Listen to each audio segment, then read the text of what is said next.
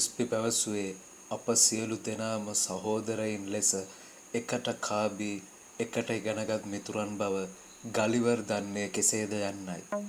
ඒ කාරණාව ක්‍රිස්පි මතු කරන තෙක්ම මටද තරම් වැටහුණේ නැත. මට පමණක් නොව සෙසු මිතුරන්ටද එසේමය. ඔවුන්ට ගලිවර් පැවසූ කාරණය සම්බන්ධයෙන් සැකයක් ඇති නොවීම සාධාරණය. මක් නිසාදයත් මේ වන විට තානායම තුළ සිදුවන අද්භූත සිදුවීම් වල නිර්මාණකරු ගලිවර් බවට සැකයක් ඇත්තේ මාහට පමණක් බව මාගේ විශ්වාසයයි. මේ වන විට මම තානායමට පැමිණ දින 4ක් ගතවන අතර මාගේ මිතුරන් පැමිණ ගතව ඇත්තේ දින 3කි.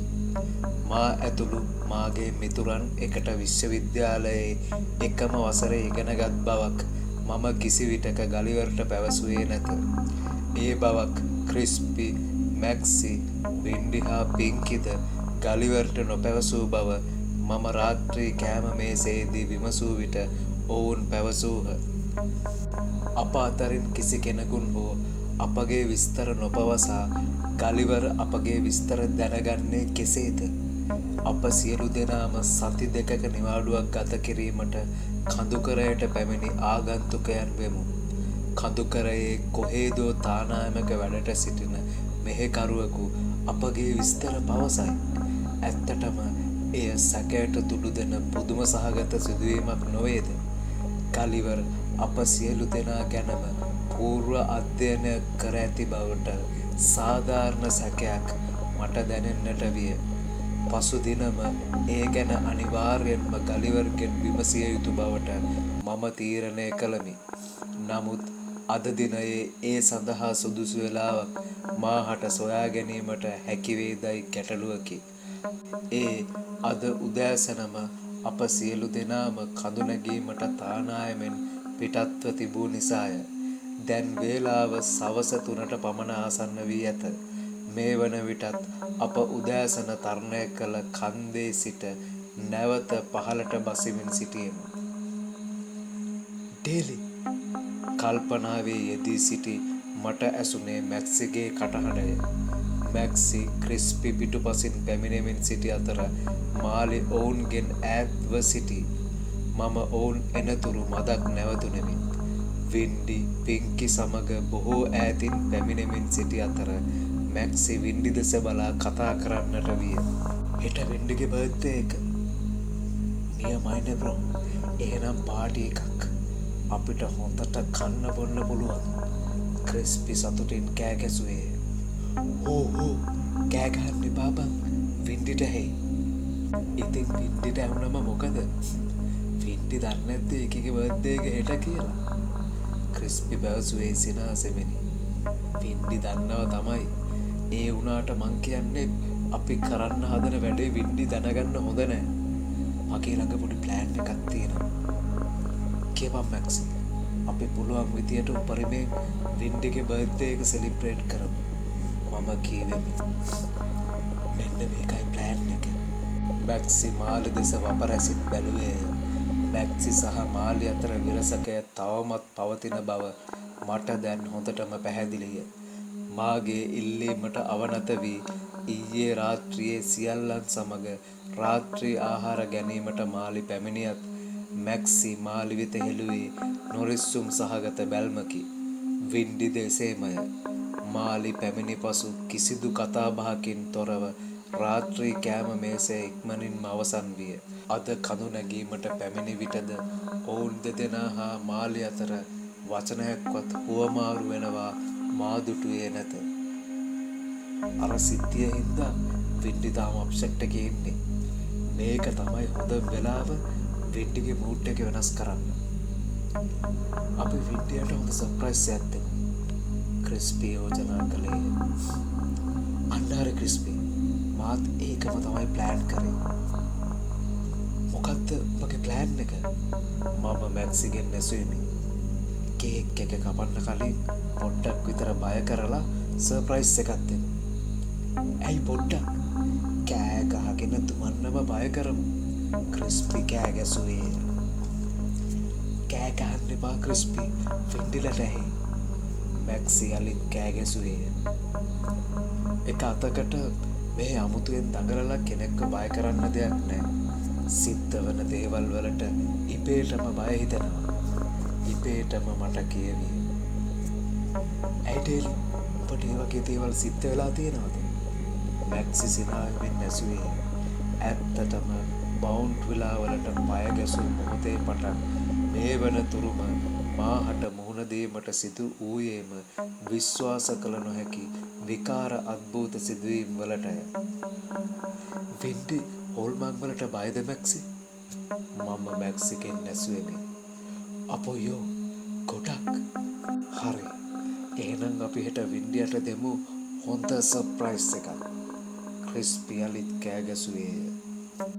ගලිවර් සමග කතා කිරීමට මට ඕනෑකමක් තිබූ අතර ඒ සඳහා වේලාවක් ලැබුණේ රාත්‍රියේදීය.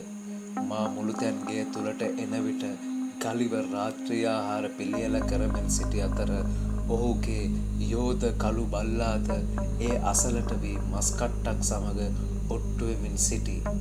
මා දුටුවහම කළු තඩියා මස් කට්ට අතහැර කොරවන්නට පටන් ගත්තේය. ඉදිරියට තව එකදු අඩියක් තැබීමට නොහැකි ලෙස මම එක තැන කල්ලුනෙමි. බ්ලැකී, කටවහපන්. ඉදා මේකත් කාපන්. ගලිවර්ගේ කටහඬ ඇසූ සැනින් කළු තඩියා ඊට අවනත විය. ගලිවර් ඌට තවත් මස් කැබැල්ලක් විසි කළේය. යෝධ බල්ලාද ඌට ලද අලුත් මස් කැබැල්ල උනන්දුවෙන් කෑමට පටන් ගත්තේය.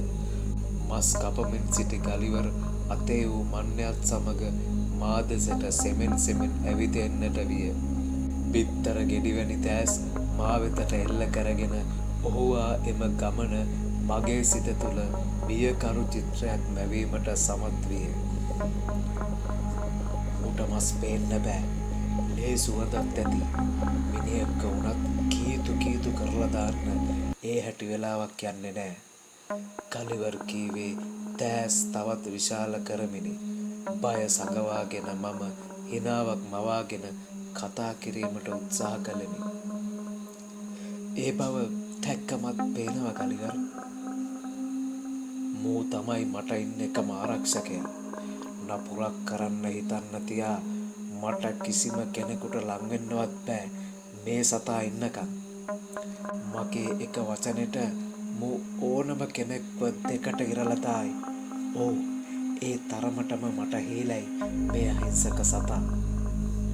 ගලිවර් එසේ පැවසුවේ බිය වී සිටින මා තවත් බිය ගැන්වීමටද නැතහොත් අනාගතයේ අපගෙන් ඔහුට කුමක් හෝ නපුරක් වේයයි සිතා එය ඔහු මට දුන් අවවාදයක්ද? මට ඇති වූයේ ප්‍රහෙලිකාවකි. ගලිවර්ගේ මුහුණේ ඉරියව් එක් වරම වෙනස් වී යන බව මම දුටුවෙමි. ඇයි තවුන් කුස්සියට ආවේ? නිකමට මට යන්තම් උත්තරයක් ගලපා ගැනීමට හැකි විය. නිකමට නෙමෙයි, හේතුවක් ඇති. ගලිවර් කොහොමද එහෙම කියන්නේ? මේ ලෝකේ හේතුවක් නැතුව සිද්ධ වෙන කිසිම දෙයක් නෑ. දැන් ඉතින් බලන්නකෝ මහත්තයා මවුන්ට් විලා වලට ආපු ගමනත්. සුපුරුදු ලෙස ගලිවර්ගේ ප්‍රකාශ මේ වන විටත් සිතේ ගොඩ නැගෙමින් තිබූ සැකය තීව්‍ර කිරීමට සමත් කළේය. ඇයි අපි මවුන්ට් විලා ආපු ගමන මොකක්ද? නෑ ඉතින් මේ කඳු කරේ තව කොච්චර තානායම් තියනවද? ඉතින් එච්චර තානායම් තියෙද්දිත් මහත්තයාලට මවුන්ට් විලා වලටම එන්න සිද්ධ වුණේ මොකක් හරි හේතුවක් ඇති. ගලිවර් හිතන විදියට අපි මවුන්ට් විලා එන්න හේතුව මොකක්ද? මන් දන්නේ. නැත්තම් කිව්වේ? මං කිව්වේ මේ ලෝකේ කිසිම දෙයක් එහෙම ආවට ගියාට නිකමට සිද්ධ වෙන්නේ නැහැ කියලා. සිද්ධ වෙන හැම දෙයකටම මොකක්ම හරි හේතුවක් තියෙනවා කියලා. ගලිවර් මේ කඳුකරේ ගැන ගොඩක් දේවල් දන්නවා වගේ. ඔව්. කඳුකරේ හොල්මන් එහෙමත් නැත්තම් අද්භූත දේවල් සිද්ධ වෙනවද ගලිවර්? ගලිවර් මදන් කල්පනාකාරීව පිළිතුරු දෙන්නට විය. ඔව්. එහෙම වුව තියෙනවා කියලා අහලා තියෙනවා.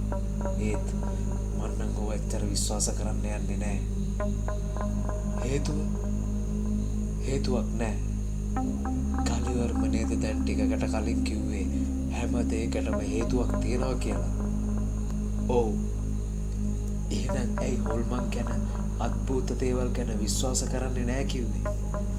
ඔය බහුභූත විශ්වාස කරන්න ගියොත් අපිට මෙහෙ වසන්න වෙන්නේ නැහැ. ඊට මීට වඩා හොඳයි දකින දේවල් නොදැක්ක කියලා හිතාගෙන ජීවත් වෙන එක. ඒක මෙහෙ ඉන්න කාට තේරුම් ගියොත් හොඳයි. කිසියම් අවවාදාත්මක සොරයක් ගලිවර්ගේ රළු කටහඬේ ගැප්වී තිබුණේ කඳුකරය තුල ගුප්ත අද්භූත දේවල් සිදුවන බවට ඔහුටද විශ්වාසයක් පවතින බව පැහැදිලිය. මමත් ඔය විකාර විශ්වාස කරන්නේ නැහැ ගලිවර්. එසේ කියමින් මම ගලිවර්ගේ මුහුණ දෙස බැලුවෙමි. මට අවශ්‍ය වූයේ හොල්මන් සහ ගුප්ත දේවල් වලට මා ඍජුවම දැක්වූ අදහසට ගලිවර්ගේ ප්‍රතිචාරය බැලීමටය. අර කොණ්ඩේ වවපු මහත්තයත් ඔය දේවල් විශ්වාස කරන්නේ නැහැ නේද? ගලිවර් කොණ්ඩේ වවූ මහත්තයා යනුවෙන් සඳහන් කරන්නේ මාලිටය. ගලිවර් කොහොමද දන්නේ? ඒ මහත්තයාම තමයි කිව්වේ. එහෙමද? වෙන මොනවද ගලිවර් අපි ගැන දන්නේ?